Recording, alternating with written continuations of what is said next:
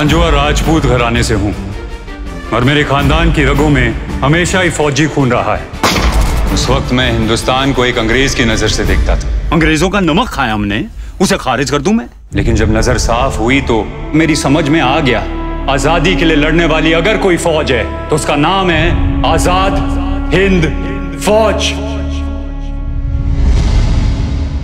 खानदान दी पग तार तार करके हुण रिश्ते गिना रहे हो। You are charged with Indian Army Act Section 41, waging war against the king. कसमें खाई थी कि अंग्रेजों के खिलाफ लड़ेंगे, चाहे खुद की जान क्यों नहीं चली जाए। अंग्रेजों के खिलाफ हम तीनों साथ लड़े हैं, मुकदमा भी साथ ही लड़ेंगे।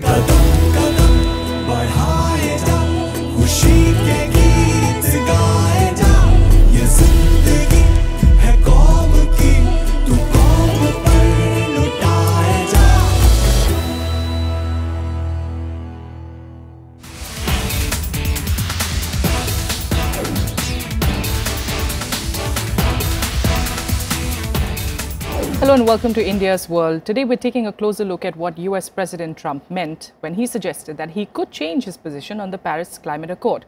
This came 6 weeks after announcing that the US would abandon the 2015 pact, drawing widespread criticism, including in India. Trump had gone on, in fact, to accuse India of receiving billions of dollars to sign the Paris Agreement on climate change.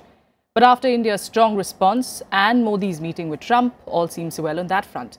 But to help us understand where this deal stands now and if Trump's U-turn will actually give a positive push to the Paris deal, we have in studio an esteemed panel. We've got Mr. Dinkar Khullar, who is the former ambassador to the European Union. We have Chetan Chauhan, Deputy National Affairs Editor at Hindustan Times, and Umesh, who is the professor at the School of Environmental Sciences at JNU. Ambassador, if I could start with you first, how must one read Trump's statement? I think we shouldn't read too much into it. He has made a point of going ahead with his plans for moving out.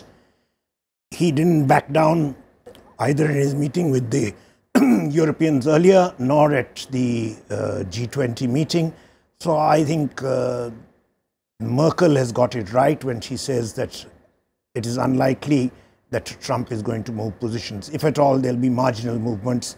I think he couldn't have used two more important forums in his first set of dialogues as the president with his European allies to make his position abundantly clear.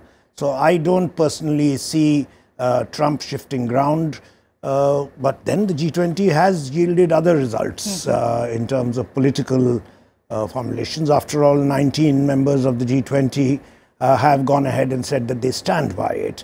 And this is despite efforts, as we all know very well, by the Trump administration to rope in Russia, Indonesia, Turkey, Saudi Arabia to actually support him in resisting the Paris Accord. So I think Trump is not going to give ground easily.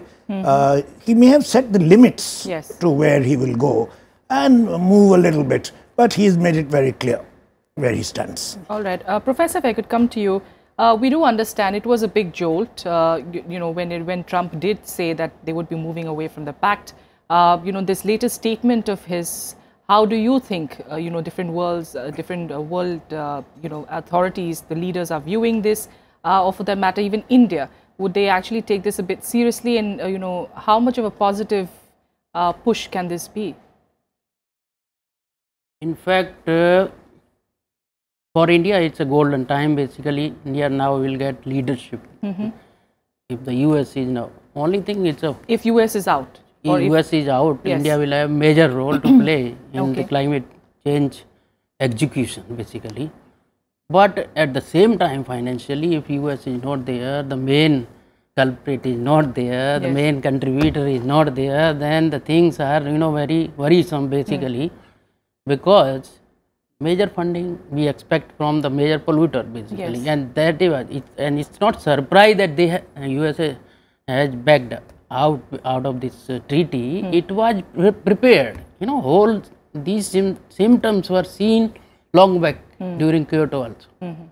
Kyoto Protocol was not executed just because of their unwillingness, not sharing the money to develop country, even if in spite of total pollution contributor, you know, that is where they were prepared. This was another gimmick they played. And India was now in India, earlier India was little, you know, uneducated sort of thing. Now we are more clever. Our bureaucracy, our politicians, they are now more working with more awareness and by foreseeing what US can do. Yes. Because our now environmental activists, policymakers, they are working together. Yes. So things are very good for India and other developing countries, and also for Europe, because Europe earlier totally it was depending on US. Now out of US minus US, that what EU will take EU, and this is where, because EU is the most sufferer of this climate change scenario, not the US, because US emissions are coming to Europe and they are harming all. Depositions are taking place in Europe. So Europe definitely would like to encash this opportunity. Yes. And India should also encash this opportunity, but not by only saying yes, yes. In my opinion, this is the opportunity for job creation. Okay. Putting youth into this, because climate change is a very vast subject. It includes sociology, it includes science, technology, policy, all kind of streams. Then not by saying this, we have to institutionalize this, make some 2-3 big laboratory and, you know, workhouse, you know, where we get assignment, youth is, you know, inserted into the various streams of that. Yes. And let us do study as well as make this business attempt, you know. And I have written an article that climate change is an opportunity of business. Yes. So it's not India, just moral, India it's not should just go ethical, into but there's business an with this, not by saying yes and signing treaty. Yes, absolutely. This should be our. All right. And we'll talk about, of course, as we go on in the show, we'll talk about where India stands at the moment, Chetan. But then, you know, taking away from what the professor said, Trump, of course, pulling out of that deal on the 1st of June. Everyone was kind of anticipating it because we were, of course, following his campaign throughout. But apart from that, the kind of reaction that we got from India was quite guarded, in a sense, was quite cautionary, not completely, you know, giving up on the deal as such, because it has been reassessing where it stands as well, isn't it? You know, and it has been now all the more so ever since the 1st of June. Do you think it's reassessed where it stands at the moment? No, but I think that India, when the negotiations happened in Paris, India got a lot from the deal. Unlike China, which in their NDCs gave a cap for coal use, there is no such restriction for India. Yes. India is not giving any sort of money. There is pressure on China to give money for climate mitigation, climate finance. So the deal is very suitable for India because it provides an opportunity to India to help its renewable industry grow. If you see the India target for 2040 is 40% from renewable sources. And the new energy policy, whose draft has been unveiled by Niti Aayog just last week, says that by 2040, our renewable energy of the total energy basket will be about 56 to 62%, which is very high.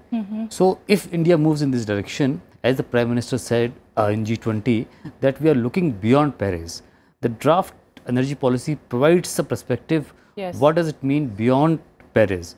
So India has ambitious renewable energy target. India has invested a lot in renewables. If you see the prices of solar, it has fallen to rupees 2.50 per unit for generation, which is less than thermal. So in coming years, I think both wind and solar, the cost will be so less that it will become extremely affordable for everybody to have decentralized renewable energy. And India for some time has been talking about decentralized renewable energy, which has a scope. Second is the market. Africa, at least developed countries or the developing countries, there is a huge market for cheaper wind, solar, even I say storage technologies all over the world. If India invests on this, so there is a economic sense and India can sell the products there. China have taken lead. Yes. We have to compete with China. If you see solar industry, the market share of Chinese products is 60 to 70%. India is very less. The manufacturing of solar, even in Indian National Solar Mission, yes, most of the products are coming from China. So if India has to leverage maximum from this, so they have to give incentives to domestic industry yes, for manufacturing, creating a workforce here. There was an estimate by EIA that in India, in the next 10 to 15 years, about 500,000 jobs in the renewable industry can be created if the government invests. Yes. So the opportunities are huge. US may have withdrawn, yes, but it is not out, because the Paris Agreement says that even if you withdraw for 3 years, you cannot be out. So technically, US will be out only on 4th November 2020. Okay. And by that time, it will be end of Trump era, almost end of Trump era, because the next election will be due. So for 3 years, US will be in the negotiating table, yes, sitting with all other 195 countries. Yes. And it can be a tough bargain, because now under the Paris Agreement, you have to define different protocols. You have to frame the rules for the agreement to work. So how does US play there?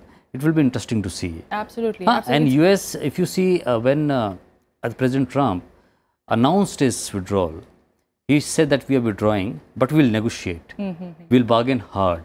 So in the bargaining, in the next round, which will happen in August in Bonn, and even in December in Bonn, we will have to see what the US wants. Yeah. And he has also spoken that we can agree to the Paris deal if it is renegotiated. Yes. Renegotiation is a very difficult thing, but what the US will want from other countries will have to be seen. Yes. So technically, US is still not out. They're still there. So what Trump said in with President Macron is hinting that in the negotiating table, there will be something from US which will be much tougher than what President Obama had proposed. All right, all right. Before we go to a quick break, I would just come to you, Ambassador, and talking about how developing countries, especially India, have realized that more than a moral, ethical front, this is, of course, a deal like this is good politically, a deal like this is good economically. But that is something, do you think that the US too realized, or at least the Trump administration realized? Because a lot of people say that as such, US didn't have much to gain, from this particular deal. Do you agree with that? Well, the US clearly felt that they would be the paymasters, and that's about it. Yes. And that's going to continue to be a problem, because whatever you try and renegotiate, if you want money for the adaptation, without the US, where is it going to come from? And that's exactly where we have positioned ourselves carefully, I find, because there are two fronts on which we work. You must remember that at the G20 meeting, Trump also insisted on a para saying that clean fossil technologies would be, he would like to work with his partners. That is clearly in our interest, because it's not as if we're going to give up coal tomorrow morning. And as my colleague just mentioned, we are still, imports, we are some 85% reliant on Chinese imports. And given the status of our relations there and our balance of payments situation with the balance of trade position with the Chinese, we need to keep in mind the other side of the argument. I think India is positioned okay. Yes. They were careful not to be, because you see, to be too much with the Europeans has its own problem, because the Europeans and the Americans are totally allied on the fact that the Indians and the Chinese must pay. Yes.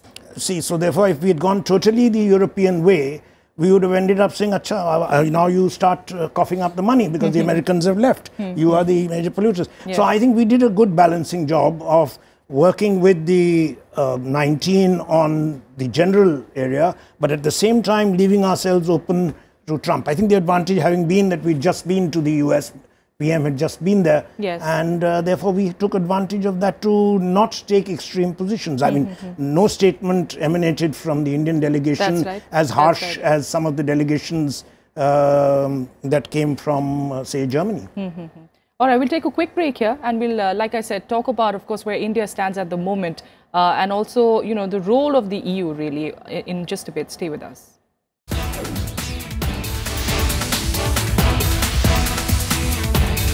Welcome back. We're talking about the Paris climate deal, where India stands, and of course where US stands actually is also a big question here. But we'll have to wait and see what Trump eventually says formally really on the deal for the moment. But nonetheless, Professor, if I could come to you, on issues of economic competitiveness, the rich countries, they've been, of course, providing financial assistance, opportunities. That's what, of course, we were talking about, how the US was really the biggest paymaster, at least when you look at broadly the terms of the deal are concerned. India found that both the US and European Union are actually on the same side. They're both, averse to being the main paymasters. But it's ironical because, they are the ones who actually started, the whole process of climate change began with them, and they're still using that carbon space. But it's ironic that it eventually is on nations like China and India to actually, limit their usage to a certain extent. Do you think so? In fact, this is the first time when, as Mr. Dinkar told, this is the first time basically that alliance of EU and US is broken basically against India and China. So this is the opportunity for India, and we should encash. As I mentioned, we have to look for a job opportunity. So in my opinion, India stands very good, and position wise also interference, because our political will is so high. Even Mr. Modi himself was involved in this Paris deal. So India, in terms of future climate role player, I see is very interesting. And so far China is concerned, basically China is left to change its fuel policy basically, because India and China, if you talk about the consequences, we have major consequences in terms of monsoon, indirect consequences of climate change, what we have to bother. Not the direct one. Direct one are basically important for Europe, a temperate region, but indirect, for example, monsoon, rains and all kind of diseases and ocean rise and that. So from that angle, in China is very different. In India, we have very mixing atmosphere. So whatever pollution we have, we disperse. It's a diluted within week. We have no opportunity for stagnation of pollution. Whereas China is very different in two ways. One, India in weather, so for example, meteorological conditions, and other one is use of coal. In India, we have only 0.5 billion ton, and China is using around 3 billion ton, number one. And their climate or atmosphere, their atmospheric conditions are very different. Stagnation is always there. So we are that way naturally safe, except indirect consequences. But China will not be safe. China has to change their fuel policy very fast, because in India we have already too much dependency on now alternate sources. But China is using mostly coal and everywhere, and also the stagnation of pollution. So China is under a very worse situation in terms of this. So they have to change it. Okay. So Chetan, where do we stand at the moment? How are things going? We understand 3 agencies, the Energy Research Institute, the Observer Research Foundation, the Center for Study for Science, Technology and Policy. They have been actually tasked now with recommending 3 different future low carbon growth scenarios for the country. We understand there's an expert panel that's also going to be making sure that they work coherently. And their goals seem to be even before they reach 2020. They seem to be able to, at least the hope is that they'll be able to come out with some data even by next year. So in that front, if you look at it, how is India poised? In the Paris Agreement, there is the mechanism for review. The NDCs which all the countries have given, it has to be reviewed by 2020-24. So for the review, you will have to have the studies. Yes. What is the roadmap? So these studies have been commissioned basically to have a roadmap that before the Paris Agreement comes into force in 2020, Yes. we should have a roadmap of how the review will happen, what the studies have done, what so far India has achieved, and how in the future they plan to take the low carbon trajectory. If you remember, Professor Kirth Parekh Committee on Low Carbon has also recommended a large number of changes for 2030. Yeah. So the expert groups and the 3 institutes will take into account the work done by previous expert groups on low carbon growth. Many of the recommendations made by Kirth Parekh Committee have been implemented. Many more, I think, this expert panel and these 3 institutes will give. Environment Ministry has so far commissioning the studies, Yes. but we don't know what will the terms of references of 3 expert panels. Okay. Most likely, they are likely to look at the renewables, impact on oceans, marine life, and the Himalayan ecological regions. But under the action plan on climate change, 7-8 missions are already there, which deals with all aspects of climate change, and the present government is looking at reviewing them. Yes. So under the review, the National Mission for Energy Efficiency, a revamped mission will come, in which the new targets will be set. The new targets will be like this, that like your air condition today, by 2020, the air condition will be 50 to 70% more efficient than they are today. Similarly, for different sectors, Yes. all the industries like thermal power, cement industry, high emission industries, new standards will be set on emissions. Similarly, for Himalayan region also, the plan which came, which the UPA government came, which was not very effective, the government is revamping it. Okay. So all the missions under the climate action plan are under review.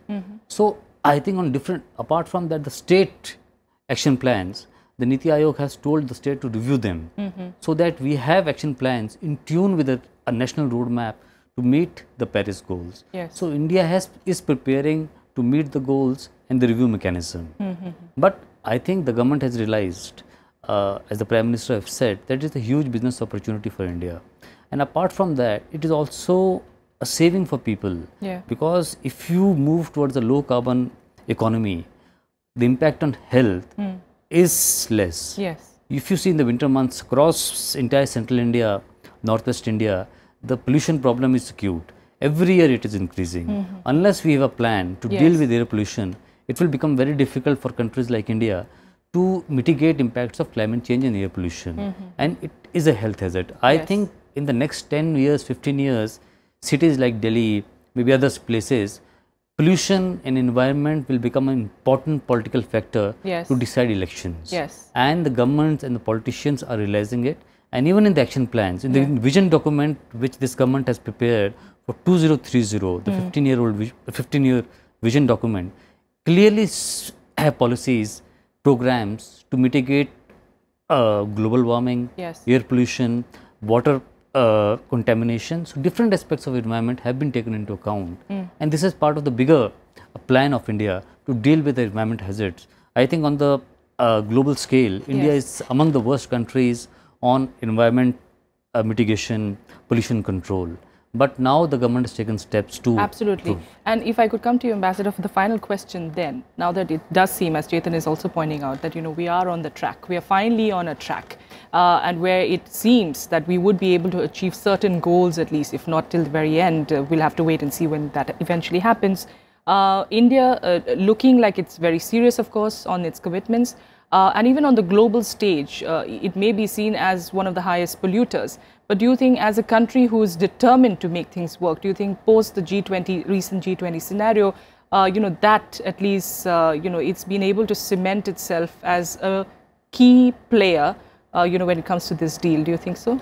Well, it certainly would always have been a key player. Let's put it, if you take the total emissions levels that we are sitting at, we would inevitably be a big player. I would only exercise some caution. There is often a tendency in the Western world of saying that if you want to become a key player in negotiations, then not only do you have some benefits, but you also have some responsibilities and obligations. This is a clever game that has been played particularly by the Europeans earlier once in trying to get us into the OECD and say, all right, you become a member and now you have global responsibilities because you're a big time player. Given our situation, I don't see the possibility of us, and of course we are not obliged to either, phasing out coal in the very near future. We need to work on the Trump idea of the cleaner technology. Let me also add here that we'll have to play a game here within the EU. EU is not as unanimous as it appears. If you have France, Germany and the European Commission, that's all very well. There are a large number of countries who don't. There's some who want to go nuclear. Poland has deep interest in coal. So it is not a unanimous view even within the Europeans, and they have to fund the East Europeans. And as they are taking on more members from East Europe, it's becoming more and more difficult politically for the Europeans to do so. My worry is precisely this. The more we try to take up a leadership role in the global agenda, rather than the agenda which should be there for developing countries like ours who are not responsible for the climate change that's taken, there we should take a leading role. The others, I don't see why we should take a leading role. We have clearly indicated that we are participants. We are doing whatever we can. We'll reduce our energy intensity.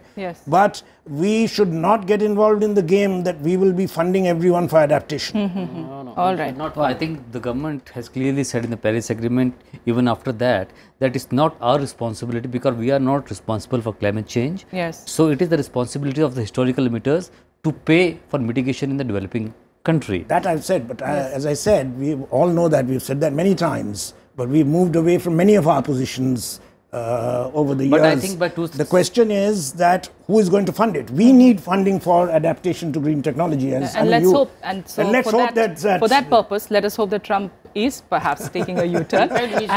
We should not be pressurized to contribute, rather than we should pressurize to absolutely. All right, we'll have to leave it there for the moment. You know, I think as it is with most of Trump's policies, this debate too is a bit of open-ended. But yes, nonetheless, we do agree India is working its way. It finally seems to be on track, getting its commitments on track, and we hope that, as Chetan pointed out, within the next 10-15 years, we do see you know, some sort of a big change as far as climate change is concerned in our country. That's it for the moment on India's World. Thank you so much for joining us.